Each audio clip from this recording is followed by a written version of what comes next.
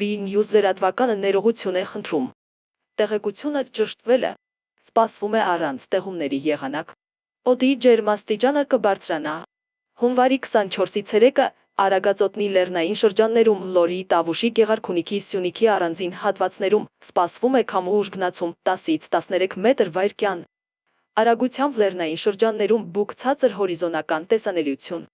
Հունվարի 25-ի գիշերը և առավոտյան ժամերին հանրապետության ավտոճանապարհներին սպասվում է մերկասառույց։ Այս մասին հայտնում են հիդրոօդերևութաբանության և մոնիթորինգի կենտրոն ՊՎԱԿ-ից։ Երևանում հունվարի 24-ից 3-ը 25-ից 29-ին սպասվում է առանց տեղումների եղանակ։ Հունվարի 27-ի երեկոյան հնարավոր է ձյուն։ Հանրապետության տարածքում հունվարի 24-ից 3-ը 25-ից 26-ին, 27-ի գիշերը 28-ից 29-ին սպասվում է առանց տեղումների եղանակ։ Հունվարի 27-ից 3-ն առանձին շրջաններում սպասվում է ձյուն, լեռնային շրջաններում բուք ցածր հորիզոնական տեսանելիություն։ Քամին հարավարևմտյան 2-ից 5 մետր/վայրկյան։ Հունվարի 24-ից 3-ն առանձին շրջաններում սպասվում է նաև քամու ուժգնացում 10-ից 13 մետր/վայրկյան։ Լեռնային առանձին հատվածներում բուք։